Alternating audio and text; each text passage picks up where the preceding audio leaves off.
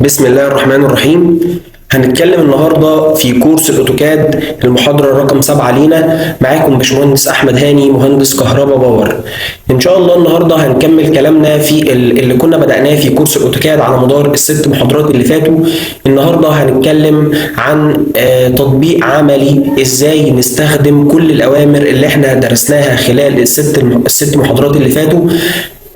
بعد ما اخلص التاسك اللي انا هعملها النهارده، عايزك يا باشمهندس تبدا تجيب تاسكات من على النت عادي، وتبدا انك انت تستخدم البرنامج في انك انت ترسم رسومات على برنامج الكاد، وتطلع الرسومات بالدايمنشنز المطلوبه منك على الرسمه، وتعمل كل الكلام ده كانك بترسم رسمه على ورقه بقلم رصاص ومسطره وكل حاجه، ولكن انت هنا هتستخدم برنامج الاوتوكاد. طيب يا باشمهندس، احنا ان شاء الله بعد ما خلصنا الكورس ده، احنا مثلا الاسئله اللي بتيجي في دماغكم، احنا مثلا هنستعمل برنامج الاوتوكاد في ايه؟ برنامج الاوتوكاد يا باشمهندسين هو برنامج بيستخدم في مجال الديستريبيوشن. مجال الديستريبيوشن ده اللي احنا كنا اتكلمنا في فيديو خاص اتكلمنا عنه، عن مقدمه عن مجال الديستريبيوشن، وازاي مهندسين كهرباء بيشتغلوا في مجال الديستريبيوشن وكل التفاصيل دي. فانت بتستخدم برنامج الاوتوكاد عشان تعمل اللوحات التصميميه او اللوحات التنفيذيه للمشروع بتاعك من خلال برنامج الاوتوكاد. حاليا الدنيا اتطورت شويه، فبنستخدم برنامج اسمه برنامج الريفت، وده ان شاء الله بعد ما احنا نخلص برنامج الاوتوكاد هنبدا ان احنا نشرح برنامج الريفت وكيفيه استخدام برنامج الريفت وكل الاوامر دي. ولكن انا هاخدك بس ستيب باي ستيب تتعلم حاجه حاجه، وان شاء الله باذن الله خلال الفتره اللي جايه هنعلن عن كورس الريفت، وهنعلن عن كورس الديستريبيوشن اللي احنا هنبدا ننزله على القناه بتاعتنا على اليوتيوب. طيب تعالى بقى اوريك التاسك اللي احنا هنبدا نشتغل عليها كده يا باشمهندس.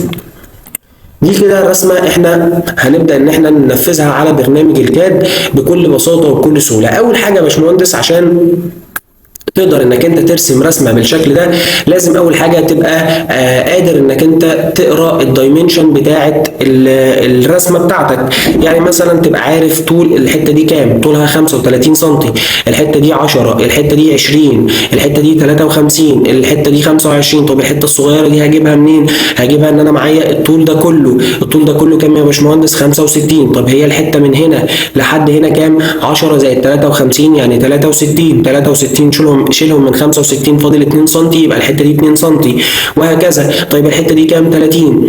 طيب السيركل دي مثلا هرسمها ازاي؟ طب السيركل دي هرسمها ازاي؟ طب دي طب الصغيره دي. كل الكلام ده يا باشمهندس لازم في البدايه انت تبدا تقرا الرسمه بتاعتك وتحلل الرسمه بتاعتك، وتبقى عارف معظم الدايمنشن اللي موجوده عندك. وبعد كده هتلاقي نفسك انت مسافه ما تعمل جزء من الرسمه هتلاقي بقيه الحاجات بتظهر معاك. طيب تعالى نبدا كده نرسم واحده واحده مع بعض. انا عندي طول الضلع ده 35 سم. تعالى كده نبدا خالص. هنعمل من هنا، نفتح كده فايل جديد للكاد ونبدا نشتغل عليه. اول حاجه هروح اجيب ايه؟ هجيب لاين عادي، هقف كده، حددت الفيرست بوينت، هفعل الامر اللي هو بتاع الاورسو علشان خاطر يرسم لي الرسومات. الخط بتاعي يبقى في خط بشكل مستقيم. يعني هعمل 35 واعمل انتر. هو كده عمل لي الخط اللي هو كام؟ 35 سم. اللي انا جيت زومت ادي ده كده الخط بتاعك زي ما انت شايف كده. طيب بعد كده ايه يا باشمهندس؟ بعد كده هننزل كده 10 سم. يلا ننزل 10 سم. هقول له 10 سم انتر، كده نزل. بعد كده الحته دي كام؟ 20. يلا نمشي 20. هقول له امشي كده 20 سم. بعد كده هقول له انزل الحته دي كام؟ الحته دي 53. ادي اهو 53 انتر. خلصنا. بعد كده هنيجي داخلين الجزء اللي هو كده ده ب 25 سم اهو 25 سم. بعد كده هقول له انزل ال 2 سم اللي احنا حسبناهم، هيبدا ينزل كده 2 سم. بعد كده هقول له امشي الجزء ده كام؟ 30 سم بالشكل ده كده، ادي 30 سم.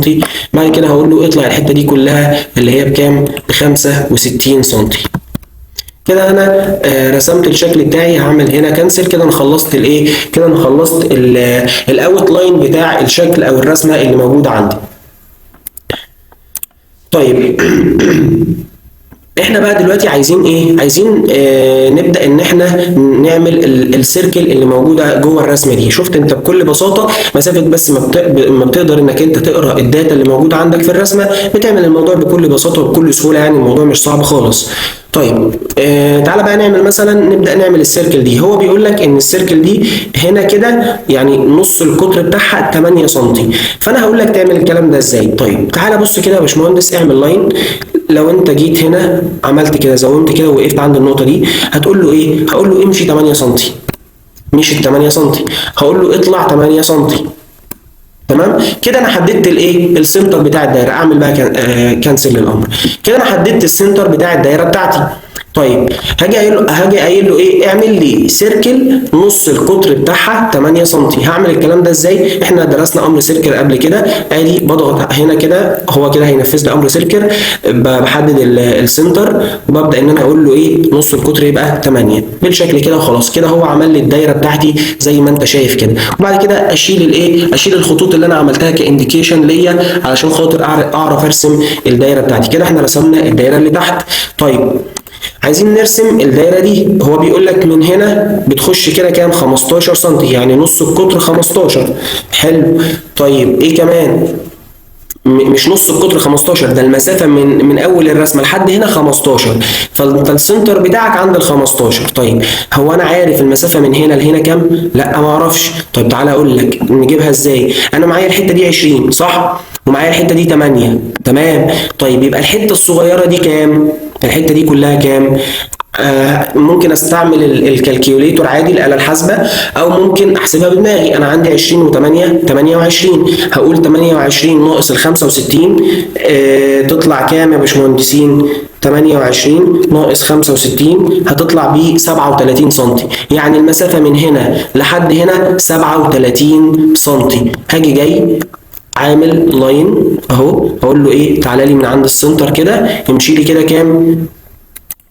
هي المسافة منين؟ من هنا بالظبط. تمام. يبقى ايه؟ هقول له امشي لي 37 ايه؟ امشي لي كده 37 سم. ادي 37.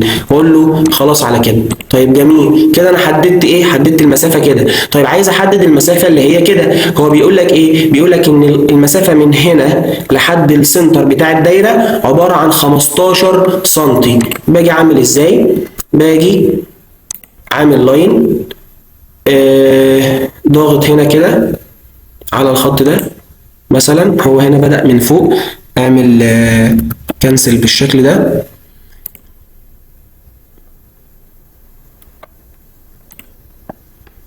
هنا هفعل بس كل حاجة كده من الامر اللي هو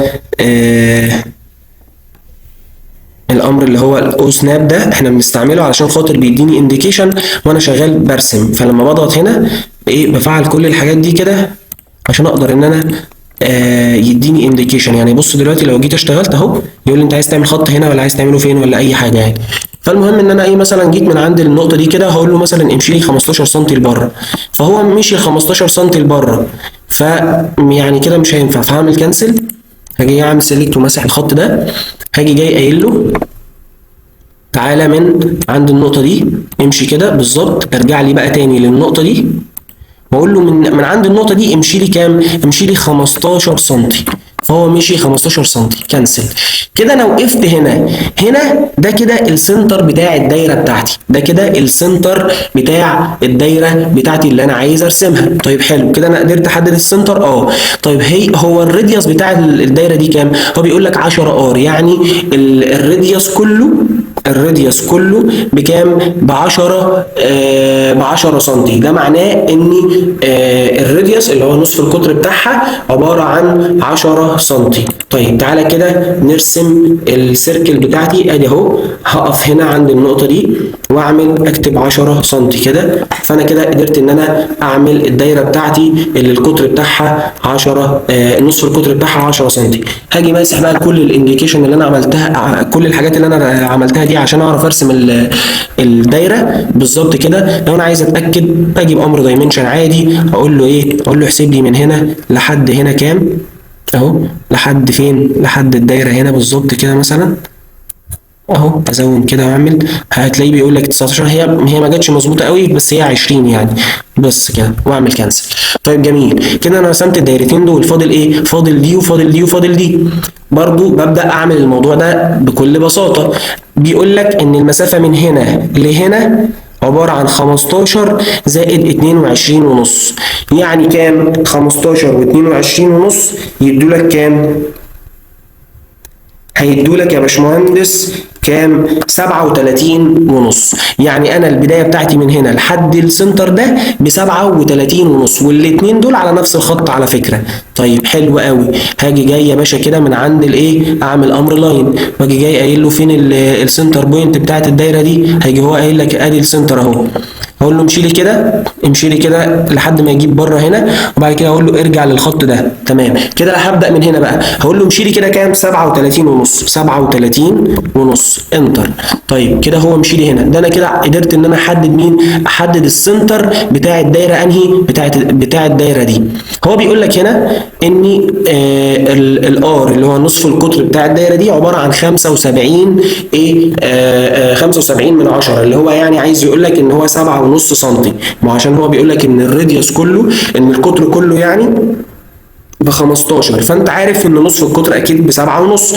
طيب تعالى بقى نعمل دايره هنا نصف القطر بتاعها 7.5. ادي السيركل.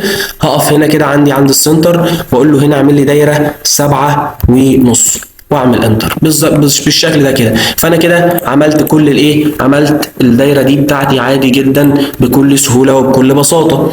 طيب فاضل ايه؟ فاضل ان انا اعمل الدايره دي. بيقول لك ان المسافه من السنتر بتاع دي لحد بدايه الدايره دي عباره عن كام؟ عباره عن 7.5 زائد 7.5. 7.5 و7.5 يبقوا كام؟ يبقوا 15. يعني من هنا، لان هو بيقول لك ان الحته دي ب 7.5، اللي هي الحته دي الصغيره دي ب 7.5، وانت عارف ان نص القطر ده 7.5، فيبقى 7.5 و7.5 كام؟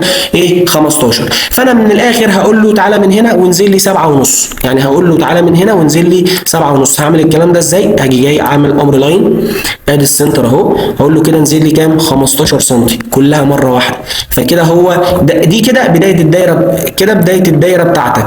طيب هي الحته القطر بتاع الدايره دي كام؟ القطر بتاعها عباره عن 10 سم، ونصف القطر عباره عن 5 سم. طيب تعالى احدد السنتر بتاعها عشان اعرف ارسمها. هحدد السنتر ازاي يا باشمهندس؟ كل اللي انا هعمله ان انا هقول له بعد الخط ده هقول له انزل 5. يعني بص، هاجي لاين، هاجي جاي على بدايه الخط، وجاي له انزل لي 5 سم بالظبط كده، واجي عامل كنسل للامر ده. كده النقطه دي كده هي دي السنتر بتاع الدايره الايه اللي انا عايز ارسمها، اللي القطر بتاعها 10 سم. هاجي رايح اعمل سيركل، اقول له كده، اقول له ارسم لي دايره نصف القطر بتاعها 5 سم. اهو كده رسم لك دايره نصف القطر بتاعها 5 سم. لو جيت انت بامر دايمنشن بالشكل ده، حددت البدايه هنا وحددت النهايه هنا، وقلت له الحته دي عباره عن كام، هيقول لك ان هي عباره عن كام؟ 5 سم زي ما انت شايف كده، 5 سم. طيب تعالى بقى شيل الايه، شيل الدايمنشن كده، اعمل لها ديليت. ثواني بس، احنا كده عملنا سيلكت غلط. شيل الحته دي بالظبط كده، ديليت. بعد كده شيل الخط اللي احنا كنا عاملينه كانديكيشن، مش عايزينه بالظبط كده. طيب كده فاضل ايه في الرسمه؟ فاضل الدايره الصغيره دي. هو برضو بيقول لك ان المسافه من نهايه الدايره دي لحد نصف القطر بتاع الدايره دي عباره عن 10 سم.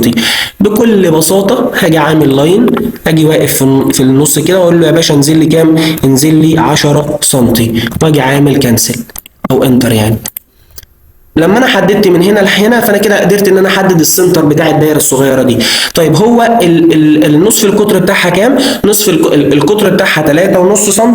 ف 3.5 يعني هي نصف القطر بتاعها عباره عن 1.75، اللي هو 1.75%. طيب تعالى نرسم دايره نصف القطر بتاعها 1.75%. ادي بحدد السنتر، بعد كده بعمل 1.75 واعمل انتر زي ما انت شايف. بعد كده بمسح الايه اللاين اللي انا كنت عامله كانديكيشن. بالشكل ده انا كده قدرت ان انا اخلص الرسمه بتاعتي. طيب عايز اتاكد بعمل ايه يا باشمهندس؟ بروح امسك امر دايمنشن وابدا ان انا اشوف هل المقاسات بتاعتي مطلوبه ولا المقاسات بتاعتي تم تنفيذها بالشكل المطلوب ولا كان في مشكله. بروح بامر دايمنشن عادي جدا، احدد الفيرست بوينت واحدد السكند بوينت واطلع كده 35. هي دي المسافه بتاعتها كام؟ 35، يبقى تمام. طيب من هنا لهنا كام اهو يا باشا، بنفس الامر بحدد الفيرست بوينت وبحدد السكند بوينت كده اهو، قال لك 20 سم. هي دي كانت كام؟ 20، يبقى تمام. طيب تعالى من هنا برضو احدد النقطه دي والنقطه دي وهي كام كده؟ 10. هل النقطه دي 10؟ 10. طيب زي الفل. اروح احسب دي هي كمان 53. طيب الجزء ده هو كمان 25. طيب الجزء ده هو كمان 30. طيب الجزء بقى ده كله اهو 65. طيب لو عايز احسب الدايره اللي هو الار بتاعها كام اهو، قال لك كام؟ 10. طيب تعالى هنا نفس القصه اهو، عايزك تحسب الار بتاعها 7.5. هنا برضو احسب لي نصف القطر بتاعها، نفس القصه هنا برضو. تقدر تعمل الكلام ده في كل في كل الشغل بتاعك عادي جدا، ما فيهوش اي مشكله خالص خالص. 1.75 زي ما كنا عاملينها، نفس القصه هنا برضو 8 زي ما احنا كنا عاملينها. هتلاقي ان انت في الاخر عملت الرسمه بتاعتك صح بشكل سريع جدا جدا جدا. طيب هتقول لي يا باشمهندس انت مثلا عملت الرسمه دي ما خدتش منك وقت. على فكره هي كده بالنسبه لي اخذت مني وقت كمان، ولكن انت واحده واحده هتتعود على كل الاوامر دي وازاي يعني ارسم الرسمه بتاعتي، ازاي اقرا الدايمنشن بتاعت الرسمه. كل الكلام ده هتقدر انك انت تعمله بعد كده بكل بساطه وبكل سهوله. انا عايزك خلال اليومين الجايين كل اللي مطلوب منك انك بعد ما تخلص بقى الكورس ده وتفهم كل الاوامر اللي احنا اتكلمنا عنها بشكل كبير، انك انت تبدا تجيب رسومات هندسيه بسيطه جدا وتبدا انك انت تعمل زيها على برنامج الاوتوكاد بتاعك عندك على اللاب او على الكمبيوتر بتاعك، بحيث ان احنا ان شاء الله باذن الله مع اول محاضره لينا في كورس الديستريبيوشن بقى ونبدا نخش في المجال ده ونبدا نشوف بقى ازاي بنشتغل في مجال الديستريبيوشن احنا كمهندسين كهرباء باور. وباذن الله يعني حابب اقول لك ان الكورس اللي انا هعمله هيكون ان شاء الله يعني بكواليتي كويسه جدا جدا جدا، وهيكون مفيد بشكل كبير جدا جدا جدا. انا في البدايه حبيت اتكلم عن برنامج زي برنامج الاوتوكاد، لان انت ما ينفعش مثلا تبدا في مجال زي مجال الديستريبيوشن وانت ما تعرفش انك انت تستخدم برنامج الاوتوكاد. بعد ما نخلص ان شاء الله برنامج الاوتوكاد وبعد ما نخلص ان شاء الله برنامج وكورس الديستريبيوشن هنبدا ان احنا نتكلم عن ازاي بقى نستعمل الريفت والكلام ده كله. ولكن انا عايزك تمشي معايا بس ستيب باي ستيب علشان خاطر توصل للحاجه اللي انت عايزها. مش عايز اطول على حضراتكم اكتر من كده، والسلام عليكم ورحمه الله وبركاته.